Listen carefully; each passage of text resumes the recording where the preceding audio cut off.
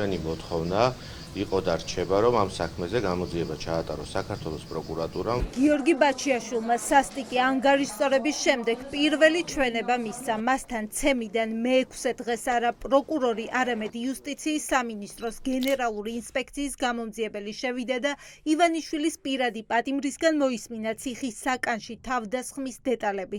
უკვე არაერთხელ გაჟღერდა, რომ გიორგი ბაჩიაშვილის განცხადებაში საუბარია, ასე ვთქვათ, ამ ძალიან უარყოფით ინციდენტში იგივე ციხის დირექტორის და ერთ-ერთი თანამშრომლის შესაძლო მონაწილეობას. აღნიშნული ასევე ჩვენ დავაფიქსირეთ გამოკითხვის ოლქში.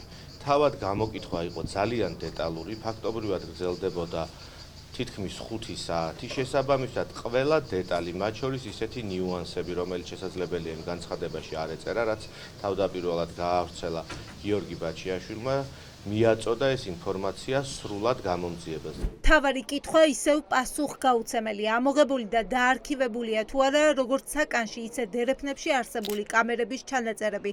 გამომძიებელმა დღეს დაზარალებულ ბაჩიაშვილს და მის ადვოკატებს კონკრეტული პასუხი ვერ გასცა. არადა 12 ივლისს გადაუდებელი საგამოძიებო მოქმედების ფარგლებში გამომძიებლებმა ბაჩიაშვილის სისხლიანი ტანსაცმელი წაიღეს და შეეძლოთ ვიდეო ჩანაწერების ამოღებაც. ხადია ჩვენ დავინტერესდით, ამოღებული და დაარქივებული არის თუ არა კამერის ჩანაწერები, რაზეც პასუხი ამომწურავი ვერ მივიღეთ, ხოლო მოქმედი კანონმდებლობის თანახმად, სანამ გიორგი არ იქნება ცნობილი დაზარალებულად, ჩვენ არ წარმოვადგენთ მხარეს და სამართლებრივად არ შეგვიძლია ამ ინფორმაციის მოთხოვნა. ჩვენ დავაფიქსირეთ ამ გამოკითხვაშიც და ასევე მეთქვეთ, გეუბნებით, რომ ორშაბათს წერილობით მიმართავთ პროკურატურას და მოვითხოვთ ამ, ასე ვთქვათ, გიორგის ცნობას დაზარალებულად და ამ მასალების გაცნობას სრულად. სისტემა ახლა ცდილობს გიორგი ბაჩიაშვილზე თავდასხმა ორ პატიმარს შორის ჭხუბად მონაწყოს. კომენტარში, რომელიც იუსტიციის სამინისტრომ გაავრცელა, ციხის საავადმყოფოს ექიმი ამტკიცებს, რომ ბაჩიაშვილთან ერთად ნაცემია თავდამსხმელიც, რომელიც ასევე ციხის საავადმყოფოშია მოთავსებული. ფიზიკური დაპირისპირების შედეგად სხვადასხვა სახის დაზიანება მიიღო ორივე მჟავრდებულ. ამ ეტაპზე ორივე მჟავრდებულის შემთხვევების მდგომარეობა დამაკმაყოფილებელია. იმყოფებიან სამედიცინო პერსონალის მუდმივი მეთვალყურეობის ქვეშ. იმ ინციდენტთან დაკავშირებით, რასაც ჰქონდა ადგილი მერვე დაწესებულებაში, რომელსაც ჩვენ ვაფასებთ როგორც წამებას და არაადამიანურ მოპყრობას, სახალხო დამცველის წარმომადგენელმა 19-ში და 20-ში შაბათ-კვირას განახორციელოს მონიტორინგი. გიორგი ბაჩიაშვილის ადვოკატებმა ომბუდსმენის აპარატის ცხელხაზე დააფიქსირეს მოთხოვნა, რომ ბიძინა ივანიშვილის მილიარდების ყოფილ მმართველს მეთვალყურეობა სჭირდება, განსაკუთრებით არასამუშაო დღეებში. შაბათ-კვირას, როცა ადვოკატები ვერ ნახულობენ და შესაძლოა ძალადობა განმეორდეს.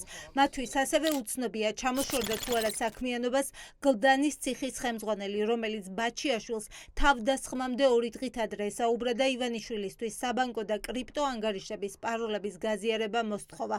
იმ მოვლენების ფონზე, რომლებიც განვითარდა, წამება არაადამიანური მოპყრობა 11 და 12 ივლისს არსებობს დიდი და მნიშვნელოვანი რისკი, ამიტომ ეს რისკი უნდა იქნეს მინიმალიზებული. იმ დაწესებულებაში, სადაც ამ უბედურებას ჰქონდა ადგილი და ეს უბედურება კონკრეტულად თავისი სახელით არის წამება და არაადამიანური მოპყრობა, იმ დაწესებულებაში არ შეიძლება მკურნალობის დასრულების შემდეგ გიორგის დაბრუნება. გიორგი ბაჩიაშვილზე თავდასხმიდან უკვე 1 კვირა გავიდა, თუმცა იუსტიციის სამინისტრო ამ დრომდე მალავს ციხის საკანში დამონტაჟებული კამერების ჩანაწერებს. არადა როდესაც სისტემა სჭირდება კამერების ჩანაწერებს რამდენიმე საათში ავრცელებს.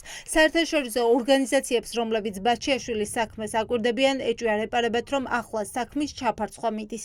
ესა მიუთითებს იმაზე, რომ იკერება საქმე და ამ საქმის არსი იქნება ის, რომ თითქოს ეს ორი ერთმანეთს დაუპირისპირდა თურმე ამანაც მიაყენა დაზიანება იმ მეორეს. ფაქტიურად სიკვდილის პირამდე ცემის ამბავი ეს ყველაფერი რასაკვირველია უკავშირდება ივანიშვილს და მის სურვილს, რომ როგორმე ამოიღოს ბაჩიაშვილისგან ის თანხა, რომელიც ის თulis რომ მისია.